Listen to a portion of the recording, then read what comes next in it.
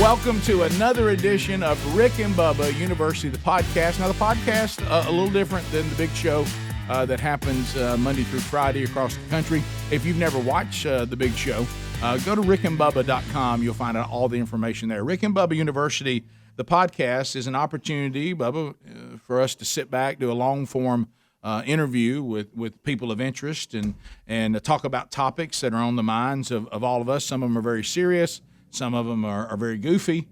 Some of them are somewhere in between. We might even go back in Rick and Bubba history. But today we're going to be talking about a topic that it comes up way too much, and this is the controversy involving firearms and revolving around firearms. Rick, James Brandt is our guest today, and he's someone you've introduced me to. Yeah. And Rick, he's a former G-man. Yeah, he is. So we'll find out from him.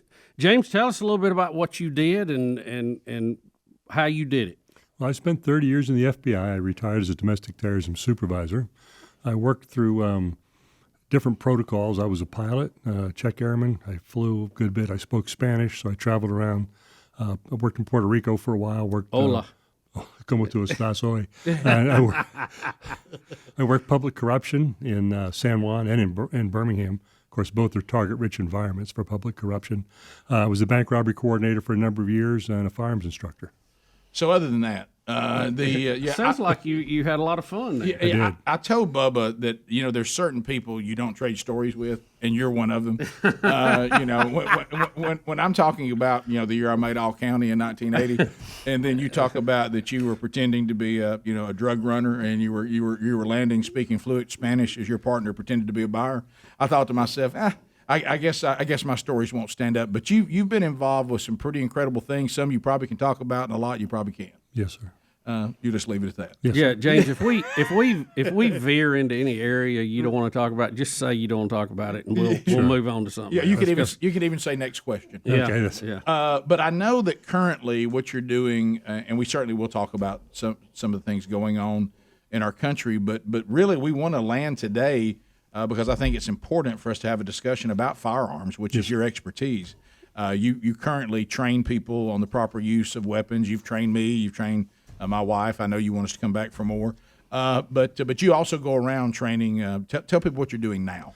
Well, basically, most of my clients are older women, women that have lost their husbands that are in great distress, and we come in and do basic firearm safety with them. I'm a United States concealed carry instructor, Glock instructor, and a master instructor in the M1 Garand and the 1903 from the Civilian Marksmanship Program. Okay, some of that I know what you're talking about, but what do you see because of the state of our country? I mean, I know the answer to this. It seems pretty obvious, but I want to get your view on it.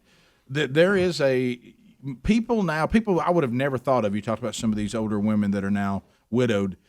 There's a huge interest in being able to use a weapon properly, especially a handgun, to protect yourself. I've never seen it at the levels that I see it now. And it depends on who's president. If a Republican's in office, people are afraid the government's going to take their guns, gun sales slow down. A Democrat's in office, or if there's civil unrest, it picks up greatly. And people are, though, trying to seek, I know, like with my wife was the same way, many people are, just because you have a weapon, there's a certain, anxiety about it. I don't know how to use it, and I don't know how to use it properly. They can be, weapons are in and of themselves are not dangerous, but the misuse of them, it can be quite dangerous. So that's the thing I'm seeing a lot of people trying to find someone. You've been very busy. You told me you went from being in retirement to now I'm working as much as I've ever worked. Yes, sir. And you have seen because of the state of our society, there's definitely been a demand for your job more than ever. Correct. I had two students yesterday who'd never touched a gun before. One was 24 and one was 71. James, what when it comes to firearm safety, what is the number one mistake you see people make? People not understanding that a gun can be loaded when it looks like it's not loaded. Accidental discharges, or what some people call negligent discharges, they're the most dangerous thing. I often, and when I was teaching my kids, I always said no one gets shot with a loaded gun. It's always an unloaded gun that the accidents happen in. That the accidents happen, yes, sir. Right. That they thought it was unloaded, but it really wasn't. Correct. Yeah, and you don't get a second chance with a firearm. And once the bullet leaves, it's gone. Yeah. So talk about when you were. I know when Sherry and I came in, because I think there's some people that may be watching this or. I bet that was something, by the way, James. Them too. Yeah. With guns. That was what, 5 or 6 years ago. Yeah. And so when we came in, honestly, Bubba and I were raised, and you might have been similar. I don't know. You and I've had some discussion about where you came from and everything. But when we were growing up, Bubba and I are products of Alabama. So when we were growing up, we were trained really quite well with rifles and shotguns. But handguns, your dad certainly had one, but I don't remember. For some reason, my dad always made sure I knew how to use hunting, weapons, but never really self-defense weapons. And I know hunting can be self-defense. You know what I mean. I'm talking about a handgun, is what I'm talking about. And I wasn't very well trained with that, even though my dad had one and he was very good with it. He didn't work with us with that as much, and I know that Bubba and I both have tried to made an effort to do that. But just because you want to come in and get a handgun, it seemed like with us you kind of get to know the people to find out which handguns work best for the person. And I think a lot of times people just go find one, they buy one, and it may not be the right gun for them. And then I tell them guns are like shoes; you can't have too many. Right. And so they they have different applications. That's correct. And different purposes. I know a lot of people that want to get the biggest gun with the biggest bullet they can get and then carry it around with them. And then they look sad when their pants are hanging down. Yeah, right. I find that most women that come in, their husbands, their dads, their brothers, have purchased what we call a J-frame, a small 5-shot revolver. But the recoil is just horrible on it. And so they shoot it once or twice, and they just don't like it. So getting a gun that fits your age, fits your personality, fits your demeanor, with a caliber that's consistent is. I had a lady the other day. She was 78, in terrible shape, had not taken good care of herself, and she had a .22, and she said, "I love my .22. It doesn't have much recoil. It doesn't have much kick, and my husband wants me to shoot a 9mm. It's just horrible. I don't like it." She said, "How can I convince him the .22 is a good cartridge?" I said, "As a joke, we can go home and shoot him." No. It's absolutely a dangerous weapon. And there's been some pretty famous murders that the .22 got it done. Chapman killed John Lennon with a .22. John Hinckley almost killed President Reagan. Yep. Sirhan killed Robert Kennedy with a .22. Because I told her it was a joke before I said it. Right. But that little tiny bullet is just as dangerous as a big bullet. It depends on where you put the hole. Yeah. And that we have to and train. how much it bounces around in there. We have to train for accuracy first, and then we train for speed. And do you find that that women seem to be able to be more accurate than men overall? About 80% of the time, the woman outshoots the man if they've never shot before. Yeah, if they have Why do you think that is? They come and pay attention to learn, and the guy already knows when he gets there what's going on, when in fact they probably don't. And I'm a guy, I do the same thing. What do you think directions. as far as aiming and firing? Most people, what's the biggest mistake you see in accuracy, speaking of that? How they press the trigger. Jerking or slapping the trigger. If you're right-handed, it makes the gun go low and to the left. If you're left-handed, it makes the gun go low and to the right. So that's that. And we're talking about with handguns. That's the biggest mistake. That's correct. With a rifle or a shotgun, you've got a third point of contact. Makes it a lot easier. Yeah, it is. And one of the things too is there seems to be people who know they need the firearms, and like Bubba said, and the first thought is they want to go out and just start grabbing things off the shelf and stockpiling and getting ready. But if they don't know how to use the weapon, they're not going to be very effective with them. And some people buy pretty, and pretty may not be the proper firearm for them. Yeah. So what do you mean by that? When you say they just think it looks nice. Oh, it's got a pearl handle or whatever it may be, and that may not be the proper caliber, the proper size for their personality, their physical fitness. James, can you talk a little bit about you were talking about 22s versus something larger, and like in physics, and you are dealing with physics when you're talking about a bullet firing. There's always a trade-off. Correct. A heavier gun is not going to have as much recoil, but it's going to be a whole lot harder to carry in your pocket or in a holster because of the weight. So everything is kind of a trade-off. If you get light and you get easy to carry, you're going to have more recoil, right? So that goes back kind of to the personality and the need, right? Correct. There is no paradise here on earth. There is no perfect handgun. If your car runs out of gas, it's hard to push your car off the street because it weighs a lot. If your bicycle flips a chain, it's easy to push your bicycle off the street because it doesn't weigh much. So a heavier gun is going to absorb some of that recoil more so than a light gun. A larger gun that fits in your hand that has more tactile surface area on the grip will absorb more recoil than a little bitty small gun. But the small gun's easier to carry. Some people will train with a great big heavy gun but carry a small light gun, which is fine as long as the switchology is the same, as long as both firearms work the same way. If one has a safety and one doesn't, you need to train yourself in the firearm that you're going to carry, because when it comes down to an incident, the law of primacy and muscle memory will take over. Yeah, so you have to, just like anything else. And I think what happens is, and speaking for myself too, you get these weapons, and you kind of hope and pray that you never have to use them. Oh, you do. And but yet, if you handle your training that way, and I've been guilty of this, if that horrible moment arrives that you have to use it, if you're not well trained on it, you spend all this time getting something to protect yourself, but you really are not ready to protect yourself. It's like riding a bicycle. You know, when you first learn to ride the bicycle, it's really hard. Your parents are holding onto the seat, and you're scared to death. And 2 weeks later, you've got your arms crossed and you're turning corners without touching the handlebars. You've become an intuitive bicycle rider. And so becoming an intuitive shooter will help you in that moment of stress when you have just a second or two to react. Well, we'll come back. We'll continue our conversation. We're talking to Jim Brandt, and Jim has served us, in the FBI. He also has worked with every kind of, gun you can think of. You've worked with a lot of them. Yes. And he's helping us today to try to talk about, we've got a couple of cases we're going to talk to him about when we come back, when Rick Bubba University, the podcast, continues.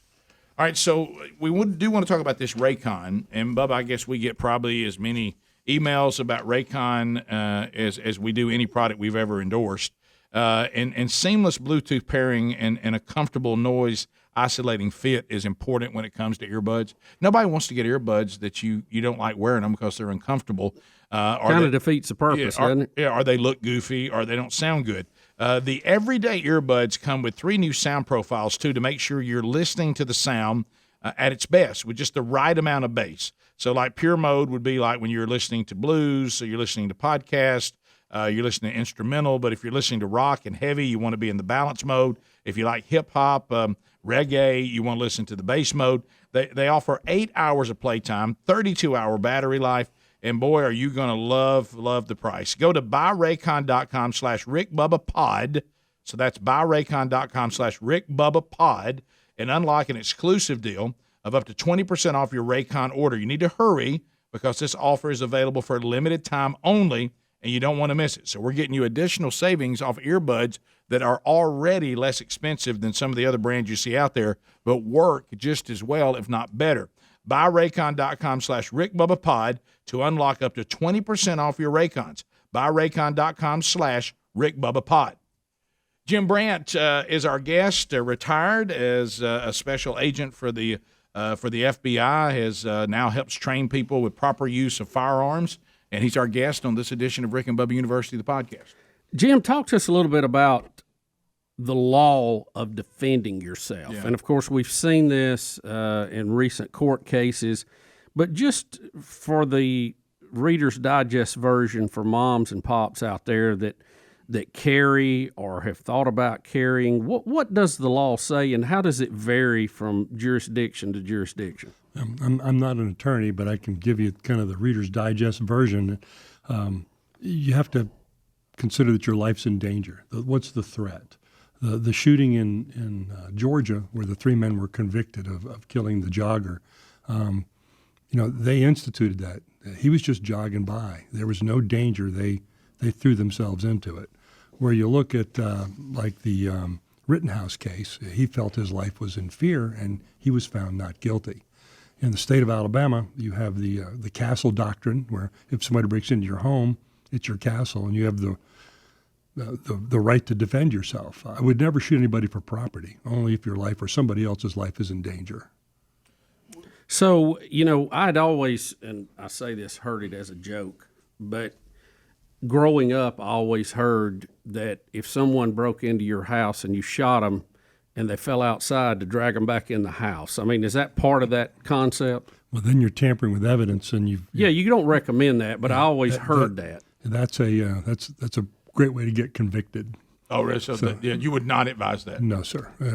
To mess with evidence before law enforcement gets there would be foolish. But let's say that they are inside the house versus outside the house, and nothing's been tampered with.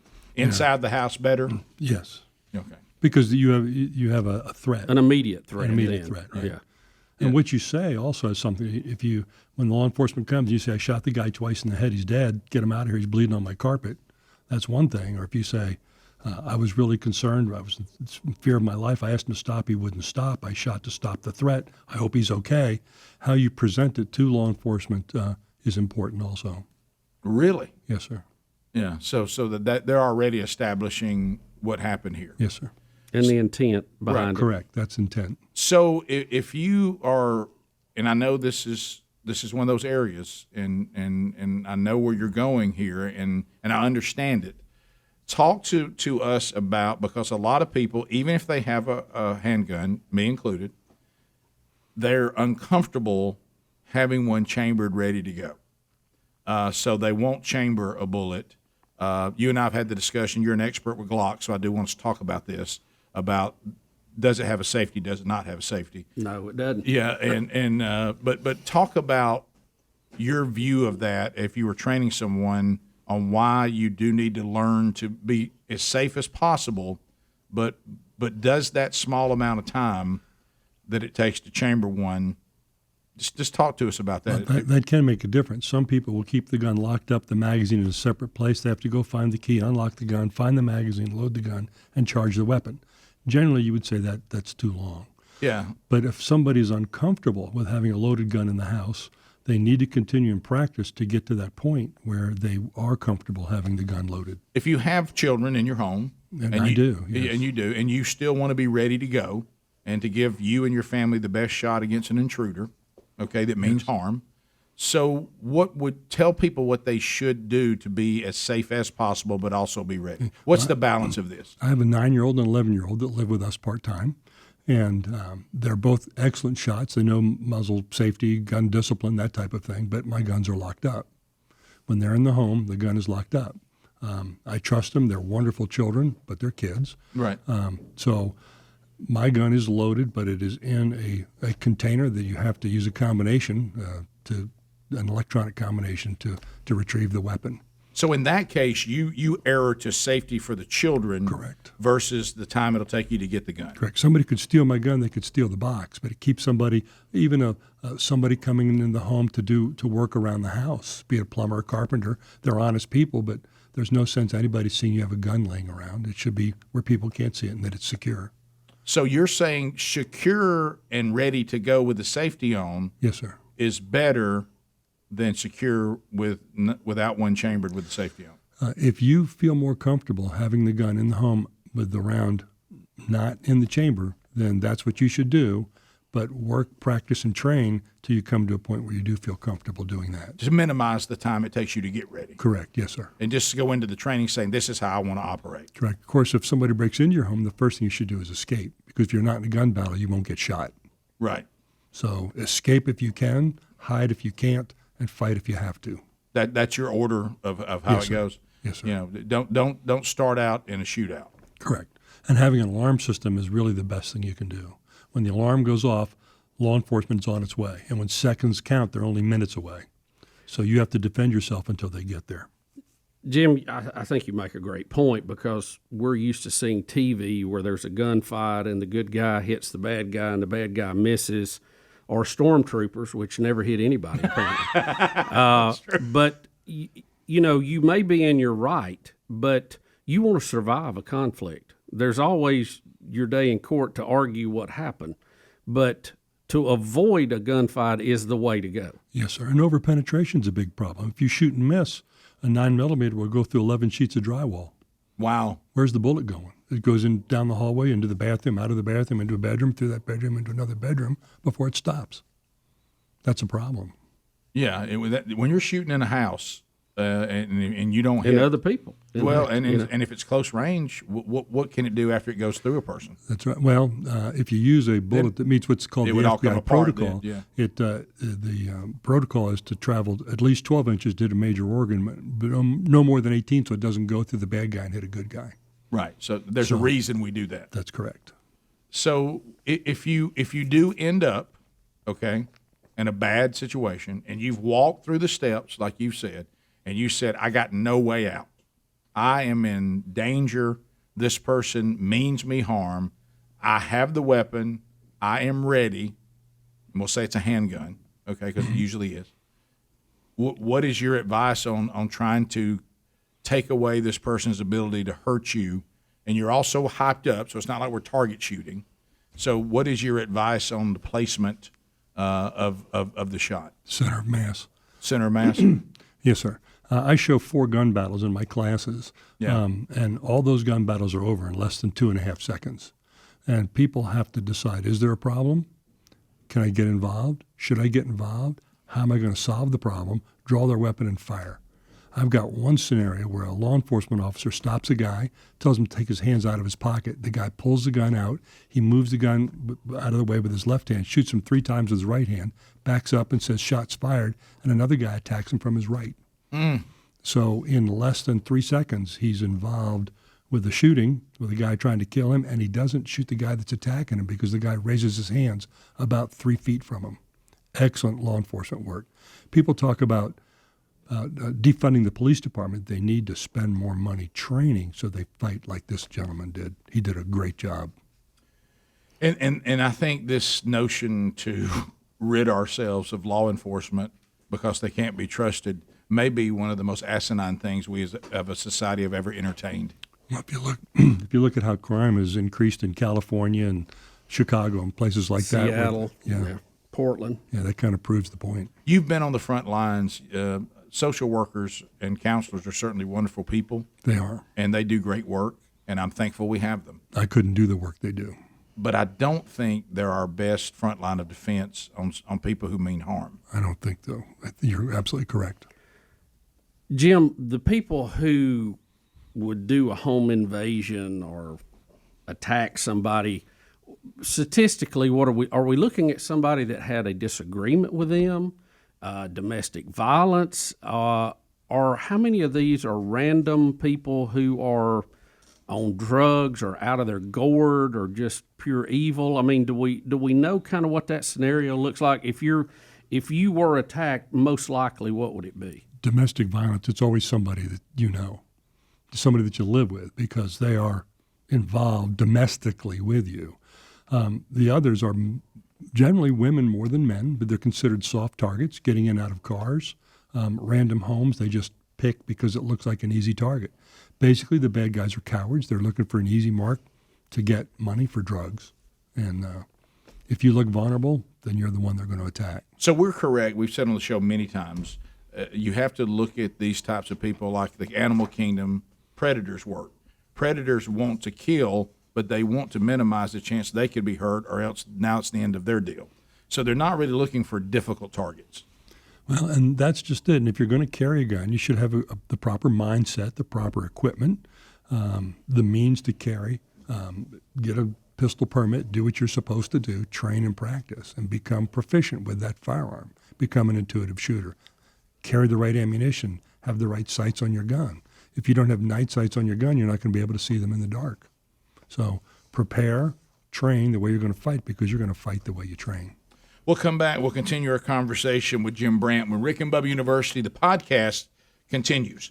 Now, you know, we're 3 guys sitting around here doing a podcast, and I'll be honest with you, not one time have we discussed underwear, because usually when it comes to men, it's not something we talk about a lot. But I will tell you this: when it comes to Tommy John, if somebody says I'm going to give the gift to the dudes on my list, the men in my life, the gift of Tommy John underwear, no man will complain. You will not get I cannot believe I've been given underwear. Because once your loved ones start wearing Tommy John, they'll discover they're much more than comfortable. And you know what we can do when you're wearing Tommy John? Everything better. They're lounge wears, soft tri-blend, micro fabrics mean four-way stretch, no lint balls or fuzz. Don't you hate that when something keeps producing fuzz and lint balls? Let me tell you, Tommy John, they don't have customers. They got fanatics. And we know. I remember thinking it wasn't that big a deal and going, hey, here's an underwear company. I'm sure they're fine. And, man, I put on Tommy John's underwear, and it was the best pair that I'd ever put on. Extremely comfortable. As they say here, everything was easier. And if you don't think that's the truth when you put on Tommy John's products, if you don't think that, then it's free. So right now you can go and get 20% off your order. And, man, they've got a lot of stuff that you will love. Get 20% off your first order right now at TommyJohn.com/Rick Bubba. That's TommyJohn.com/Rick Bubba for 20% off. Order now, because you know some people are having some shipping delays. Order now so your gifts will arrive before Christmas and New Year's. That's TommyJohn.com/Rick Bubba. So Rick and Bubba University, the podcast, Jim Brandt is our guest, retired from the FBI and helps people with gun safety now and training, has a lot of expertise when it comes to weapons. And we've been talking about the proper use of handguns mainly during this podcast. Jim, Rick's heard the story 100 times. My dad was a World War II veteran, so I'm a little late on the tree, but World War II veterans seem to be a little more straightforward about things. Yes. Foolishness, not a lot, you know, in their wheelhouse on things. No. But I got my first gun when I was 8 years old. It was a lever action Remington 22 because I love the rifleman, Rick, of course. Of course. And you know, we didn't lock it up. We didn't have a lock on it because he said don't touch it, and I didn't. That's kind of how it worked. Oh yeah.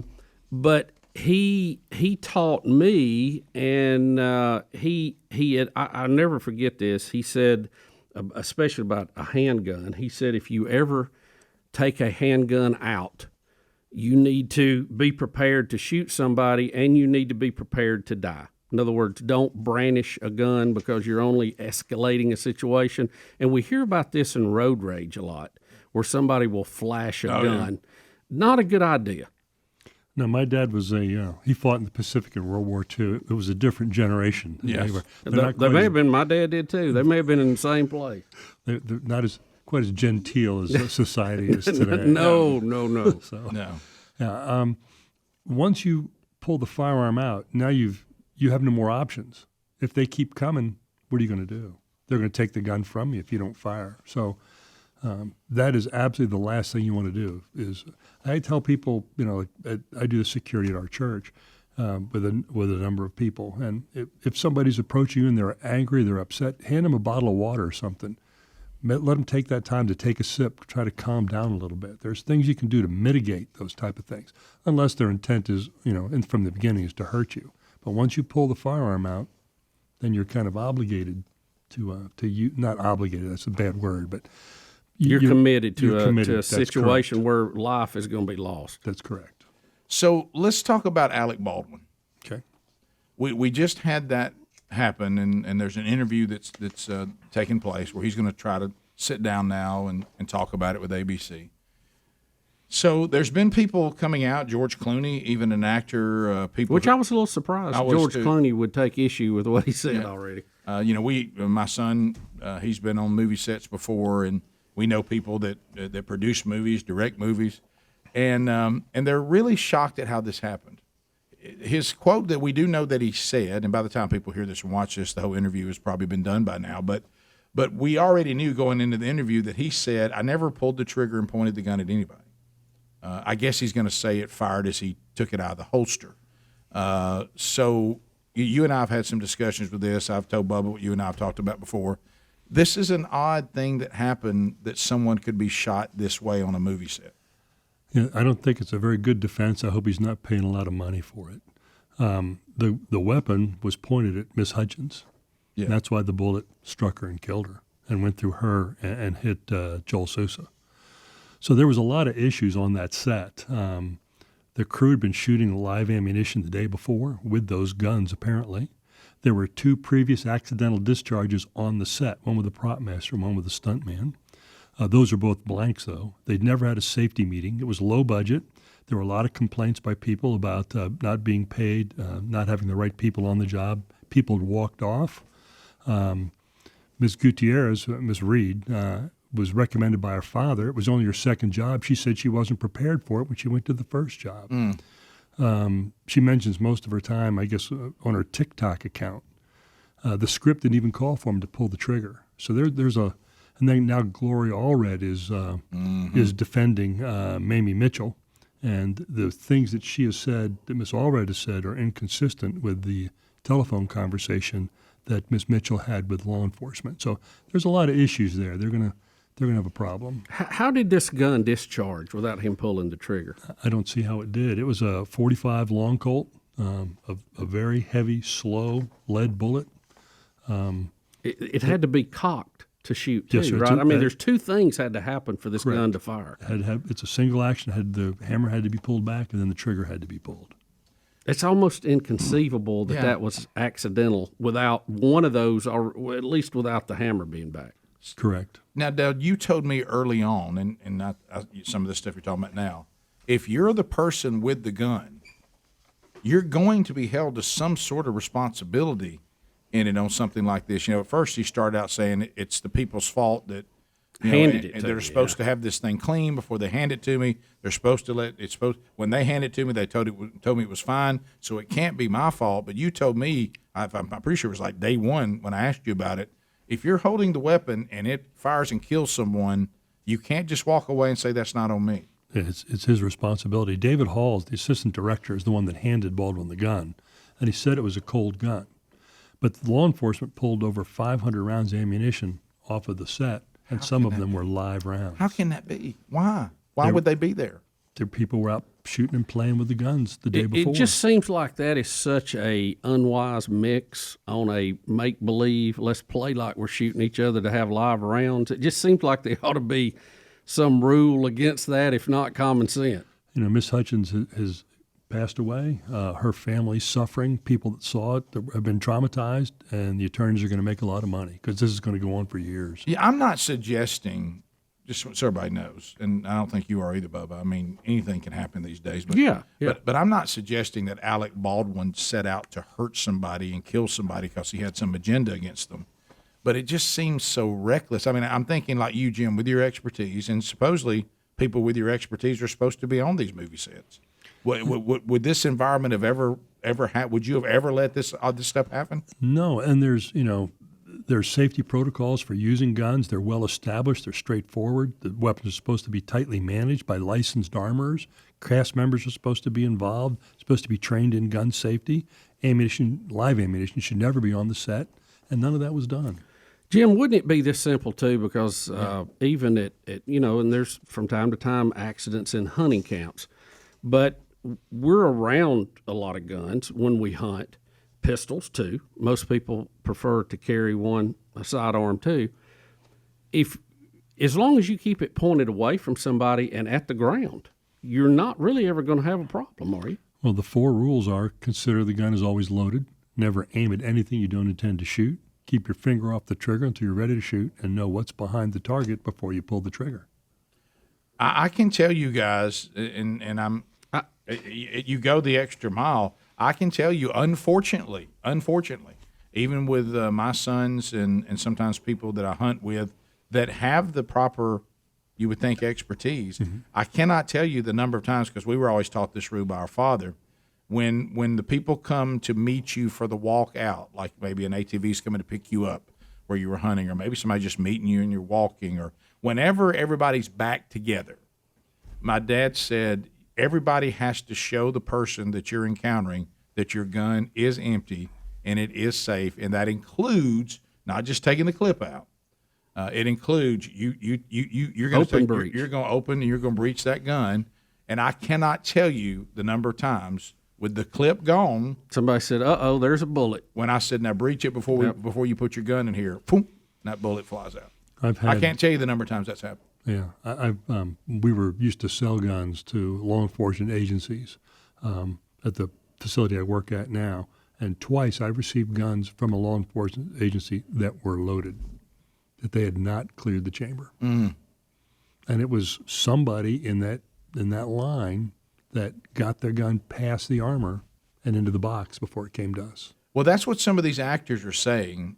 some are big enough actors, they have their own person who checks the gun one more time before it goes into their hand.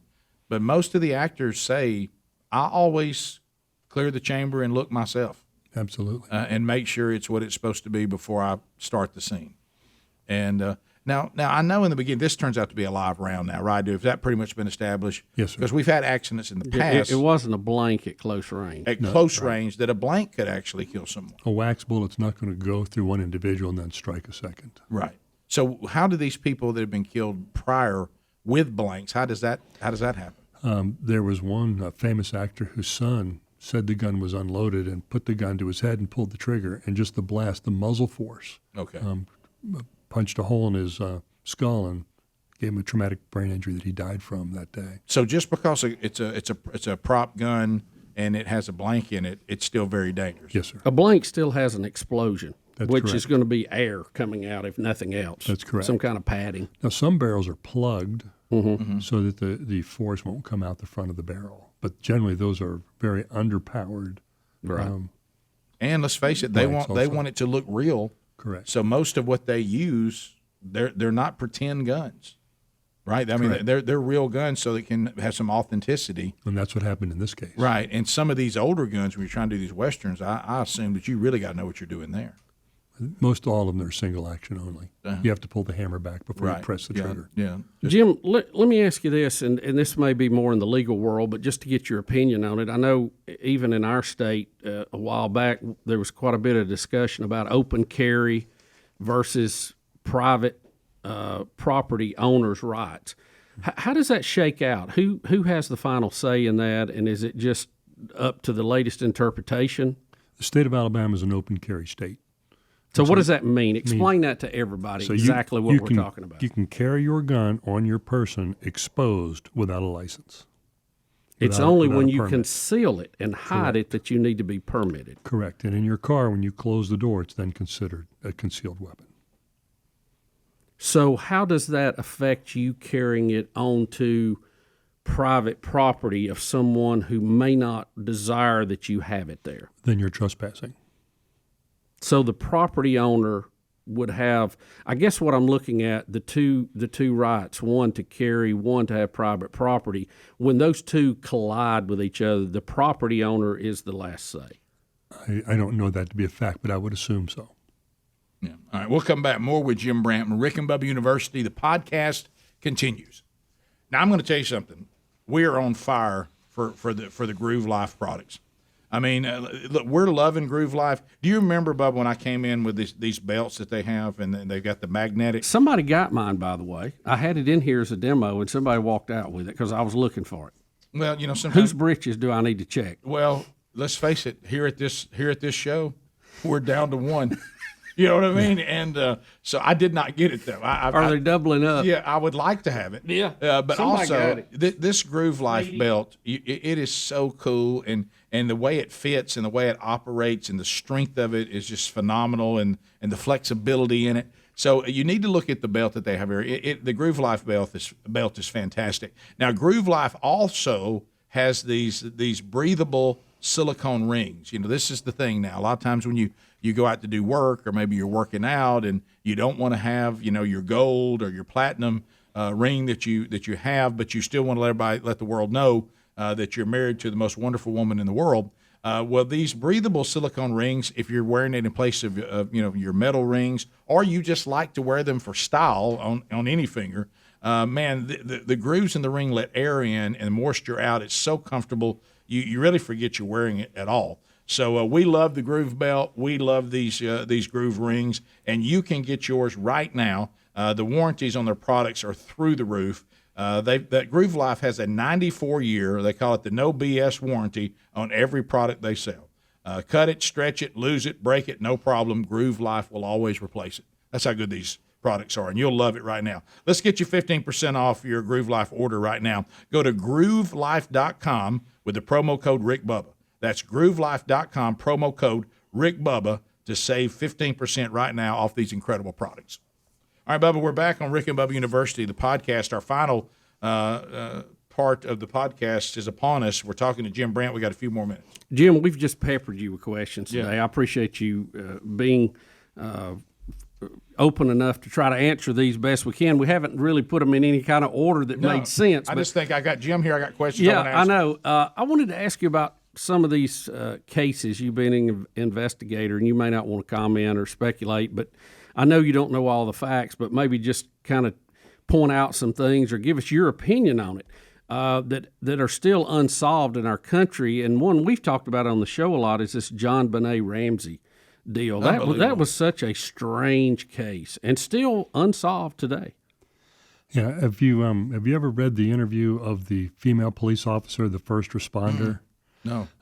She made the comment that when Mr. Ramsey came up the stairs, he looked at her and she looked at him, and she said, "I know he knows that I know he did it," which is kind of confusing. But she said there was no doubt in her mind when she saw him in the stairwell that he was the one that had hurt his child.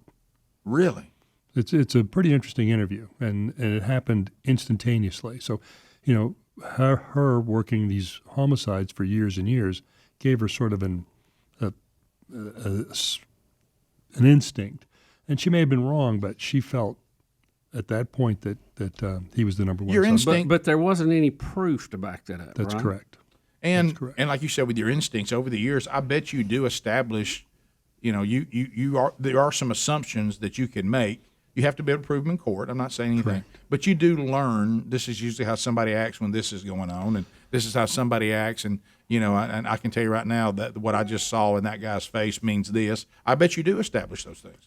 And you have to, as you do interviews, you have to decide usually within the first few seconds whether somebody's lying or not, because that kind of sends the path of the interview for the rest of the time you're together. Yeah, So a lot of mistakes were made in investigating that, at least on the documentaries we've seen. One, letting the family stay in the house because it was Christmas. I mean, that's an active crime zone. Don't you normally block that off and nobody's getting in there for days or weeks maybe? Yeah. I would think they would, had they known it was going to become a social media event, I'm sure they would have done things differently. Yeah, and then we mentioned Rittenhouse in passing. He certainly was found innocent. Okay, but looking at what happened as far as him going there to begin with, now that he was found innocent, and he did in this particular case, did he handle himself correctly? I think he did. He went there to protect a business called Car Source. Yeah, some friends of his, and he went there. He had some training on the firemen and some medical training, is my understanding. The prosecution was just, in my opinion, was terrible. Right. Mr. Benger, waving the gun around in the courtroom. That was crazy. Right after we'd had these other cases of accidental firing. Correct. The first paragraph, I was looking at this the other day, is a guy from that area who says, "I've spent the past couple of weeks riveted by the murder trial of Kyle Rittenhouse, the white teenager who shot and killed 2 people and injured a third during the Black Lives Matter protest and civil unrest in Kenosha, Wisconsin." And then it becomes even more slanted after the opening paragraph. So he had a lot of media, legitimate media, and social media against him before it even started. Right. The guy, I hear a lot about the fellow that he wounded, that he shot in the arm. Yeah. He did have a pistol permit. It just expired. So people say he was a convicted felon. If he had a pistol permit, my guess is he really was not. So I think there's been some bad information out about that also. Yeah. One of the people that he shot was shown to have a bipolar disorder, and it gives credibility to that he was an unstable aggressor when he came after him. Yeah. There's conflicting testimony, but the guy, Craig, I can't pronounce his last name, the 27-year-old paramedic that he shot in the arm, he does admit to pointing the handgun. He had a Glock.